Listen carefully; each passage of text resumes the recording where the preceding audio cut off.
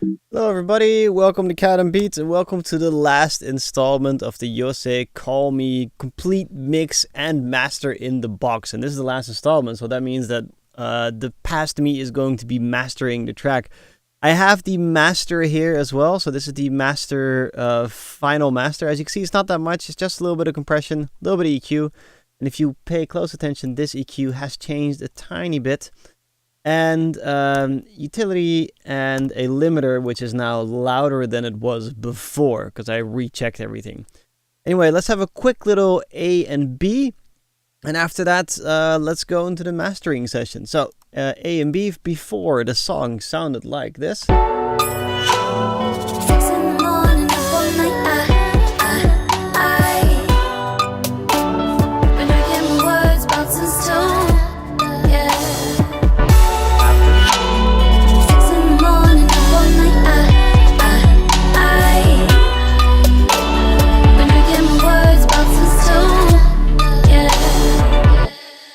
So that's that. As always, it's really nice to hear from you guys and girls. So hello and thanks. And now let's go to Pasquito. So take it away, dude, and bring us the last one. Alright, guys. So we are gonna be doing the mastering session of this track. Seeing I can't reference, this is going to be really hard because I'm just gonna have to do it with my ears and absolutely no referencing whatsoever. Normally, I would suggest that if you are going to try and master yourself, get yourself a reference, which is basically a song that is very similar to the song that you are doing. I can't do that. Copyright is not that nice on YouTube anymore, so anyway, first thing is reference. Second part is it would be great to have a full range system, so you can hear the low end and the high end. And if you can hear that full range system in an acoustically treated room, then your life is going to be much easier. If you are in a bedroom and you can't really be bothered with any of that acoustic stuff, this sounds weird, but a very good option is HD650s from Sennheiser or the HD600s. You even have the 660s. They have a really flat EQ response, and if you want to go extra nerdy, you can use Sonarworks as well. But for the rest, that's that. Now, the second part that you're going to have to do is when you have your reference is set your reference level so that it sounds good. So you put your level of the reference song on, and you set the level of that reference song so that it's like a nice loudness. So basically as loud as speaking volume, not too loud, not too soft, so you can hear all the frequencies flat. Okay, so Google the Fletcher-Munson curve, and then you will figure out why I just said that. Once you've said that, then you can start thinking, how am I going to master this? If you're going to master it, normally it should be part of, it will be part of an album, so it will be part of a couple of songs. So you should master it in, that it fits in those other songs as well. Not just that it's one track and you're trying to make it as loud as snot and that's it. So we're trying to make the track that we have now more balanced and better sounding than it does currently. And is there anything else? There's so much to say, really. Let's see. Well, I don't have any of these references, so I just have to kind of do it on the fly like I've been doing everything else. So currently we're coming from this.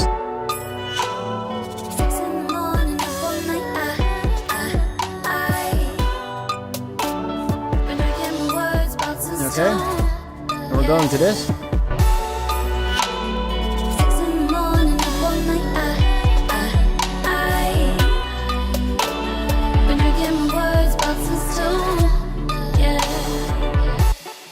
To be honest, I kind of already like the sound, which is not good, because I want to do something extra to it. But one thing we're going to have to do is meter.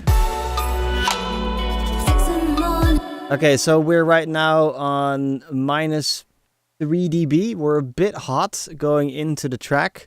What we can do is, this is actually already doing some trickery.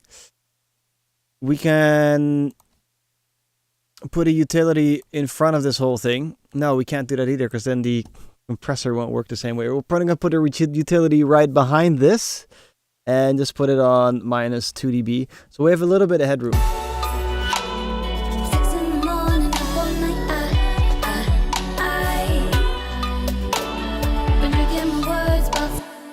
Now, we have that already steady Freddy.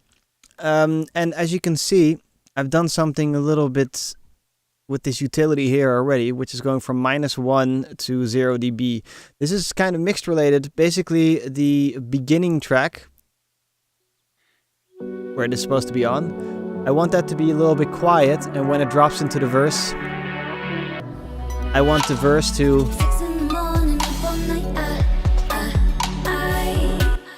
pop out at you. So it's just a little trick there. So if you want your verses to pop out, you just take your bridges and your things like that. You just turn a little utility on there, put that on -1, and then you have a bigger drop. Okay. That's also part of the master part, but we're now just going to look at this part. Get to the point, dude. What the fuck? I will get to the point. Give me a second, Jimmy. So, anyway. First things first, let's EQ. I'm going to immediately go to mid-side EQing, because I know that this track was already wide to begin with. I tried to combat that, but I know that we're going to still have problems. So mid-side EQ, mid-side like that. So you have mid-side, you click on stereo, go to mid-side, puff, you have this, the middle, and you have the side. I want to first have only a listen to the mono. I'm going to mono the utility here, and then I can get the mono to sound a little bit more balanced, and then after that I'll look at the sides.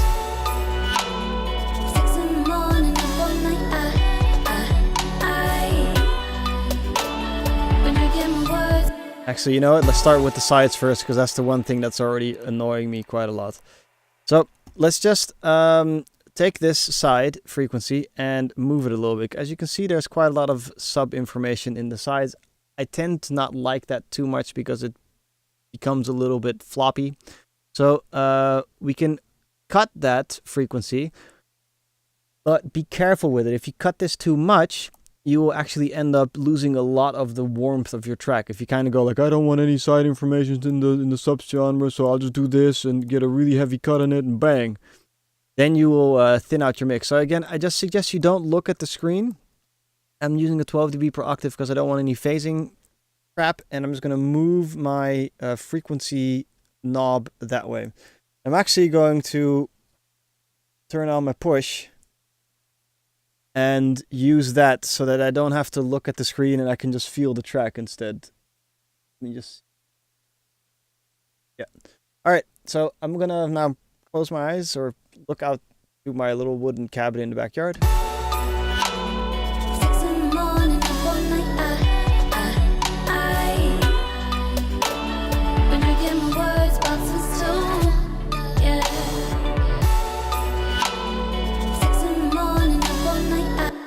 For me here, it sounds good already. So let's just turn it on and off.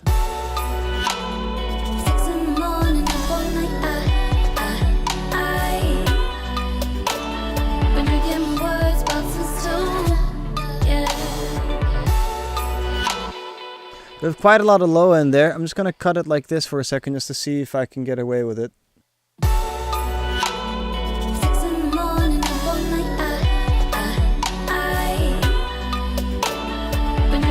I think I can get away with that. Okay, now that's the low end of the sides fixed. Let's check the low end of the mids. And again, if you use the 48 dB per octave curve in EQ8, you can get this type of sound, which is a little bit annoying. So let's just do it 12 dB per octave. And I'm going to, again, cut it a little bit to see. As you can see, it now goes to 10 hertz. Woo! I'm going to cut it a little bit. And we're going to just see when the track really gets affected by it. Just cut it all the way, and then dial in the bass.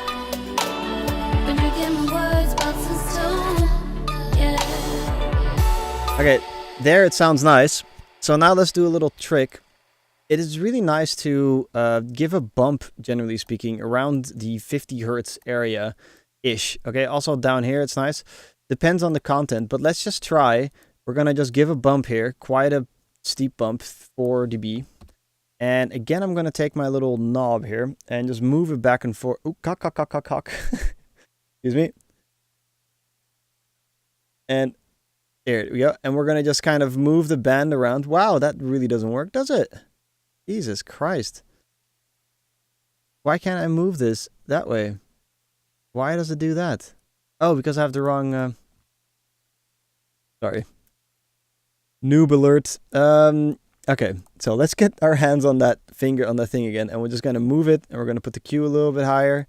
We're going to see when the low end sounds a little bit thicker and a little bit nicer. Okay, so just move it around. Again, don't look.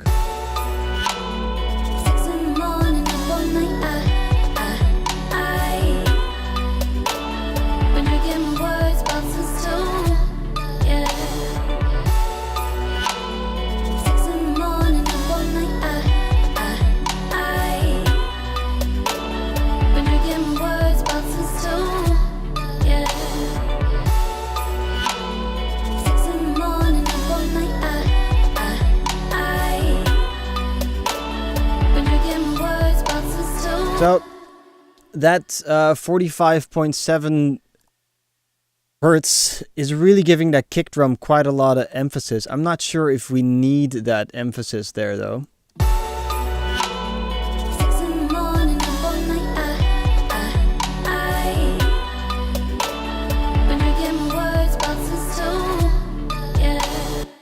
And I'd rather give a little bit of definition to that area. But I don't think I can because the bass line is just going. So it's nothing really special. So I'm having a little discussion in my head right now what to do. But let's just do the standard stuff to see if it works. And if it doesn't work, then we just move on. Standard stuff being Pultec EQ style. So we cut, we boost, we cut, we boost, we cut, we boost. And basically in this area, you can make the bass sound like even more amazing by giving a tiny little bit of cut before your little boost. Okay, so we're just gonna cut here. And we're gonna move back and forth again. I'm just gonna cut until I find that it sounds a little bit nicer, and then I'm gonna adjust the EQ.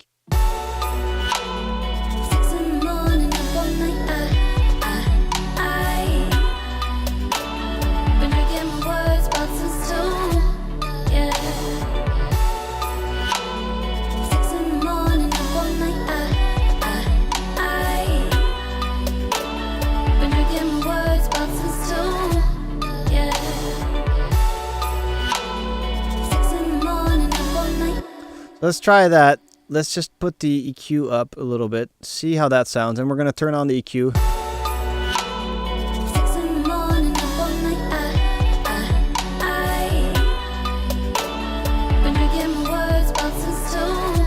I kind of want my last note there to be louder, so the whole, that last little...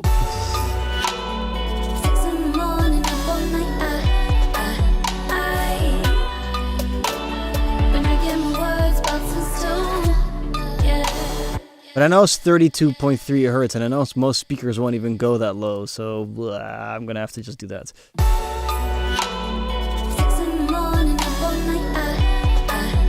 Now, I noticed that when I was sweeping number 2 around, I really liked dipping here in that 1000 hertz area. I was like, ooh, that sounds nice. So let's just see what is going on.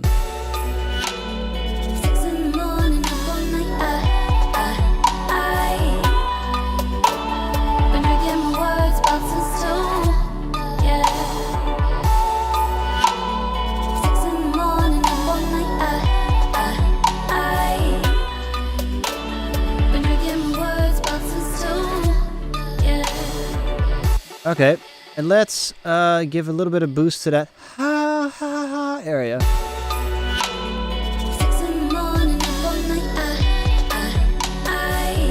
Right there. Ha ha ha.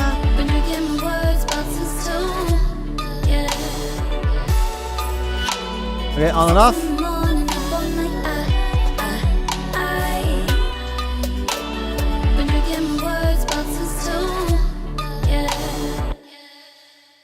Okay, I'm kind of happy with that. I'm not really 100% sure about it yet, but let's just move to the side now.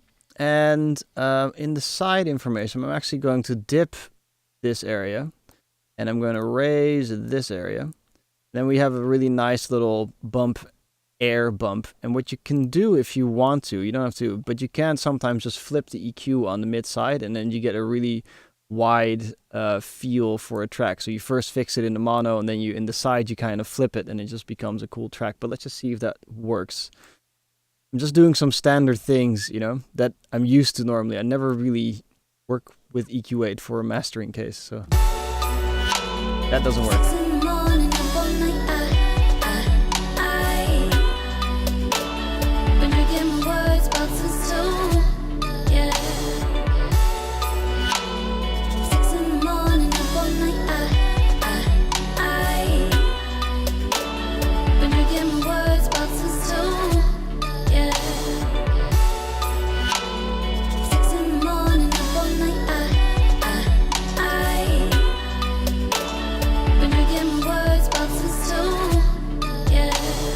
Okay, I'm definitely feeling this right now, but it would be fantastic to reference so that I know that I'm not adding too much bass or too much high, because I feel like I'm adding too much bass or too much high, but I just don't know.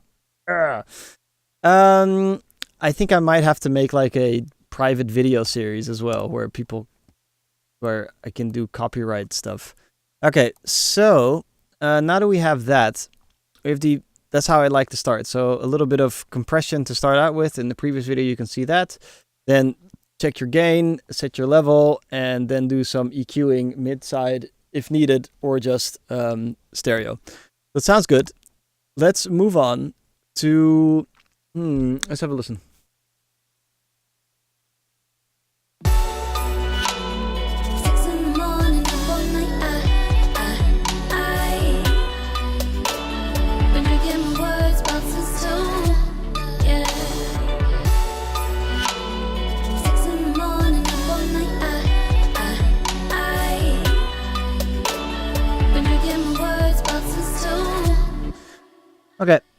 Okay with this. I'm okay with this. Let's see. I'm kind of like it already.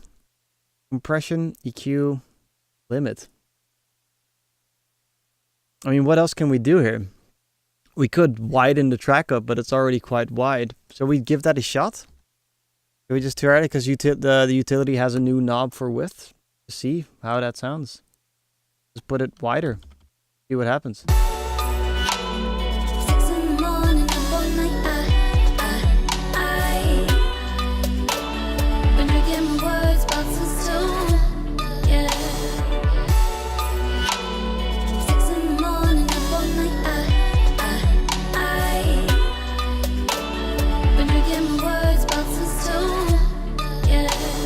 Okay, that sounds nice. A little bit of width.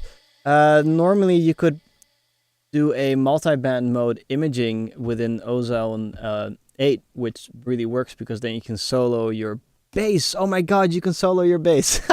Great, let's have a listen to the bass.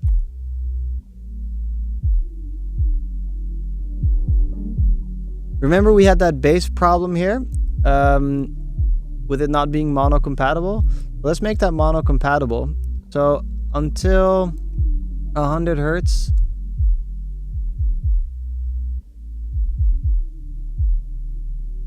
Great. Try it now.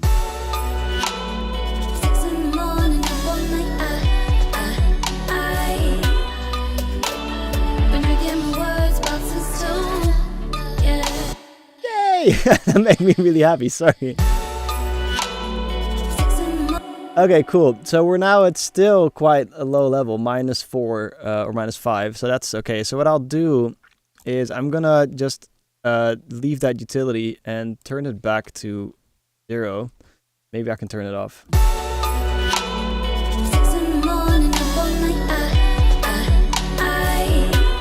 Yeah, I'm gonna leave that off. That's all fine and good and dandy for me now. I'm gonna move on to the last thing. Normally you could also put in a little bit of saturation, but the saturator and I have a love-hate relationship, which is mostly hate. So I'm not gonna use a saturator. Normally I would use some type of exciter, like what's called a triode would be great right now, or dual triode, so that we can get more like type of sound in it, which would be really great, but can't do that. We're only doing Ableton 10. God, I love making my life difficult. Let's try the limiter now. Now, how do you set a limiter without a reference track? Actually, let's say we're going to just put the limiter on, and I'll talk to you about the limiter. So the best thing to do if you want to start limiting your track right now is to, again, put your reference track at the volume where it's comfortable and easy for you to listen to it. And then you're going to gain match your track that you have here to the volume of the track you like to listen to. That way you can ensure yourself that you're hitting the right LUFS. We have no LUFS meter anywhere. That you're hitting the right levels, because then you can also check if your EQ and everything is correct. So if your bass and your high end is correct, but right now we can't do that. So what I'm going to do is just some standard practices, some fail-safe things that I would normally, well, normally, this is the only time I'm doing this. Is that, Jesus, why can't you just do that? Minus 0. Ugh, I'm not used to this thing. Minus. Okay, so normally I would give it a minus 0.1 dB cut, and the reason for that is because this is going to go online to YouTube, and this is the actual master part. I know that when you guys are watching this at 1080p, that it will be a 320 kilobytes of MP3. At least I know this, I think so. And if it's only 0.10, when this version gets converted to the MP3 sound or MP4 video, then it's not going to start clipping on YouTube. At least I hope so. So I would have to actually do my test there. But let's just put the ceiling there. For the look ahead, if you make the look ahead time fast, then you can make it louder, but you can also risk having distortion. And all the work you've been doing, if you overdo your limiting here, you're gonna lose all your nice little dynamics. So this will be squashed to shit. So basically no more bass, no more treble. It's just like that. Donald Duck. Let's put it to, well, yeah, let's leave it at 3. I don't know this thing. Release it auto. Cool with me, man. Wait 1 second. With this enabled, limiter automatically adjusts the release time based on the characteristics of the input. Note that this disables the manual release knob. Yeah, okay. I don't know. So what I'm going to do is just, I'm going to cheat. I'm going to listen to a snippet of something on YouTube and set my level.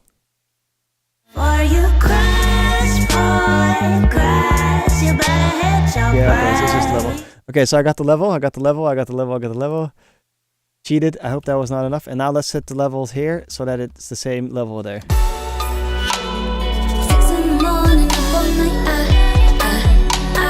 cheated a little bit, yeah. I had to cheat. I couldn't do it only in Ableton 10. I had to use Spotify. Anyway, that's it, guys. I did the whole mixing and mastering series completely with Ableton 10. It was an absolute blast to do this with Jose, the band. And I don't think I'm ever going to mix and master ever again with only Ableton Live 10 plugins, because I'm missing a little bit of metering plugins. I'm missing some refinements that I could find in different plugins. But if we listen to the before and after, I must say that it's definitely possible. Let's just have a before and after. Have a listen to the original, and then we're gonna skip in a tiny little loop between the two. But this was it, right? 6 in the morning, up all night, been drinking words, bouncing stone. Yeah. How do I?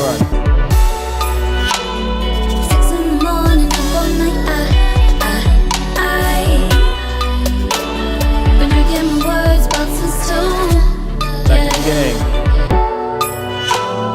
6 in the morning, up all night,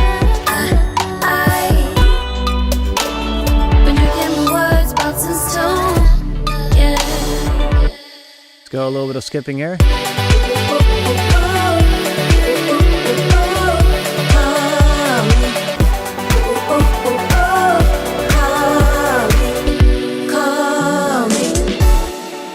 That sounds good.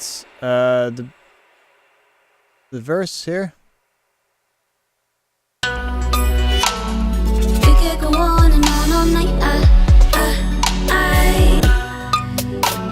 But I know that you got what to do. We could go on and on all night. So I think overall we have a good balanced mix. It sounds very thick. It's a little bit overdone, but I think it's okay. I got way too carried away, but remember I had to delete all of the third-party plugins. This is not just, everything had to be deleted. Except for the sound sources, so Serum and Diva was still in there. So, guys, I hope you've enjoyed yourself. My name was Guido from Cat and Beats, and this was an incredibly long series. I think I'll be doing this again. But that's it, man. Ladies as well. Cheers. Have a good one.